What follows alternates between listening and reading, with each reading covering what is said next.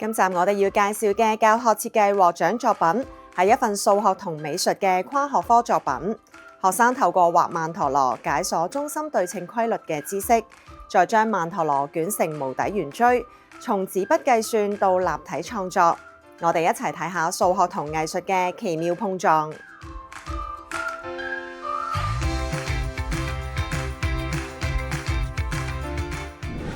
歡迎兩位老師，歡迎伍智聰老師同埋余嘉偉老師，或者可唔可以請兩位老師同我哋分享下呢一份獲獎教學設計嘅內容呢？好嘅，咁呢一份咧係一份初三年級嘅教學活動啦，咁就主要分咗做4部分嘅。咁第一部分咧，咁佢就係一個旋轉圖形啦、軸對稱圖形啦，同埋中心對稱圖形嘅一個教學嚟嘅。咁第二部分咧，咁就係余嘉偉老師去負責教嘅。咁第二部分咧就係學生要去設計一個曼陀羅嘅作品，咁佢學生就要學識利用呢個曼陀羅咧，咁就去結合啦，咁就係去學習呢個線形嘅弧長啦、圓心角啦，同埋圓錐嘅母線、表面積、側面積等等嘅數學知識。咁而第4部分咧，咁就係我哋兩個一齊去負責教嘅，咁就係利用我哋學校嘅 PG Lab 同埋 DM Lab 呢一啲嘅數學嘅軟件啦，咁就去做一個電繪曼陀羅嘅。咁兩位老師又認為咧喺呢份嘅作品裏邊咧有啲咩亮點部分呢？咁亮點嘅部分咧，就主要係因為我哋呢個係一個數學同藝術科結合嘅一個教學活動啦。因為而家就好多嘅STEM 教學啦，咁我哋就留意到就係STEM 教學咧，咁好多嘅教學都係側重喺 S 例如 Science、T 就係 Technology、E Engineering。感覺上就好似個個都鬥大件啊，或者鬥快啊，鬥承載力重啊咁樣，但係就往往就好似感覺上就忽略咗當中嘅美感咁樣。而我哋嘅教學咧就係補充咗呢一點，就係我哋因為係一個藝術同數學即係 A 同 M 嘅一個設計啦。而另一個亮點就係話學生咧比較最意想不到就係話，咦，居然可以攞住喺美術科設計嘅一個曼陀羅啦，咁居然可以喺數學科居然會用得翻嘅喎，咁樣用呢個曼陀羅咧咁去學習翻當中嘅數學知識咁樣，甚至乎最尾嘅時候咧更加可以做一個電繪曼陀羅喎，咁所以呢一個就係我哋呢個成個教育活動嘅亮點嘅部分啦。咁呢一份嘅作品咧係一份跨學科嘅設計啦，就係一個美術同埋係數學嘅結合嘅。其實兩位老師點樣去諗到啦，可以用曼陀羅作為一個切入點去教數學嘅咧？其實呢個起始咧都係一個巧合嚟嘅。一開始咧，伍生咧就走嚟問我借鉸剪，咁我就好奇怪啦。點解數學科需要借大量嘅鉸剪咧？咁我自然我哋問完之後咧，發現咗原來咧佢需要剪一啲圓去製造一個圓錐。咁喺呢個時候咧，因為初三我哋嘅課程咧原本就剛好就有曼陀羅呢樣嘢嘅，咁我哋就會諗到啦。本來佢都係要剪一個圓錐，可唔可以將我哋嘅曼陀羅整成圓錐，而令到成個作品會更加好睇咧？咁而事實上亦都係嘅，佢哋攞佢哋自己設計嘅圓錐進行一個裁剪，進行測量，去驗證佢公式嘅時候咧，同學們咧比以往做一個普通嘅圓錐或者可能紙杯嘅剪開咧，其實係更加投入嘅。咁所以我哋覺得今次呢個合作其實都係非常之成功嘅咯。咁其實喺呢一份嘅作品裏邊啦，係無論喺數學方面啊，或者係藝術方面咧，其實兩位老師希望學生學到啲咩知識嘅咧？咁喺數學知識上面嚟講先啦。咁數學嘅話，首先呢個曼陀羅咧本身就已經係一個軸對稱圖形啦，亦都係一個中心對稱圖形啦。咁學生認識到呢件事先啦。咁第二樣嘢就係話因為我嘅教學就係話要將一個曼陀羅啦，咁去剪成一個細嘅線形，一個大嘅線形。咁細嘅線形嘅話咧，咁我都搭配咗張工作紙嘅。咁學生就要去計算，當中嘅圓心角啦、半徑啦、弧長啦，同埋呢個線形所在圓嘅周長同面積等等。咁大嗰個線形咧，咁學生就要將佢捲成一個圓錐啦，咁係一個無底圓錐嚟嘅。呢個嘅話，學生就會認識到，原來圓錐嘅側面展開圖咧係一個線形啦。再進一步嚟講就係話，佢要進行呢啲計算嘅喎，例如話要計算佢嘅母線長啦，呢個圓錐嘅高啊，同埋計算佢嘅表面積啊、側面積啊等等。然後後尾佢仲要再做一個無底圓錐嘅部分。咁其實喺數學上咧，其實佢係要應用到佢好多嘅數學公式㗎。咁而呢一個嘅教學活動咧，就感覺上就係去真係去靈活咁去運用翻呢啲公式咯。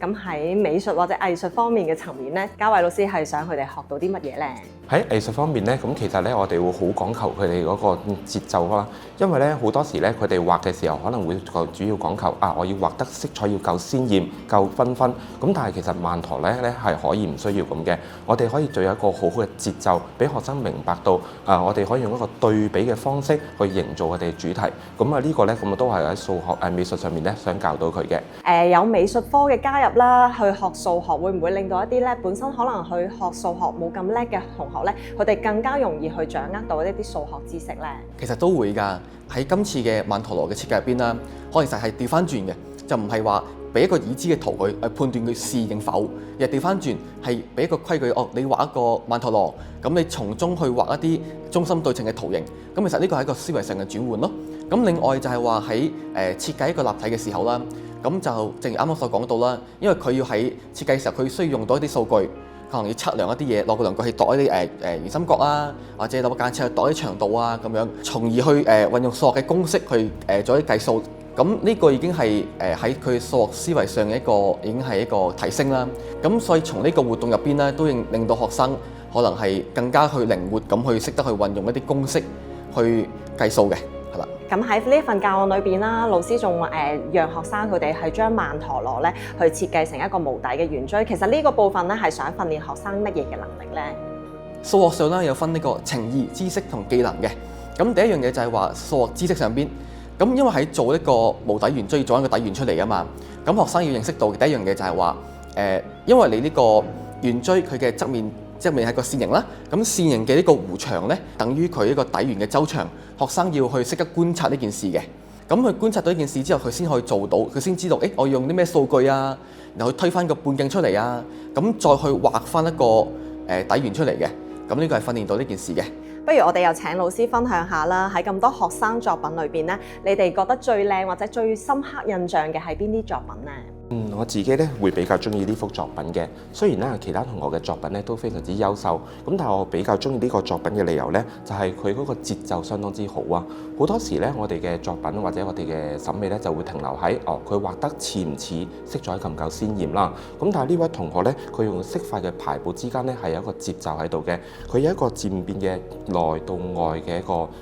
變化啦，令人覺得個畫面其實係相當之和諧嘅。其實本身曼陀羅係一個靜心創作嘅作品，咁所以你見到佢用一個藍色嘅主色調，再加埋一個漸進嘅節奏呢，就會一種好舒服、好安寧嘅感覺。所以我自己其實會比較中意呢個作品嘅。所以呢位同學就掌握咗嗰個節奏啦，係嘛？咁最後啦，我哋都好想請兩位老師分享下啦，你哋參加咗教學設計獎勵計劃啦，唔知道帶俾你哋一個點樣嘅收穫呢？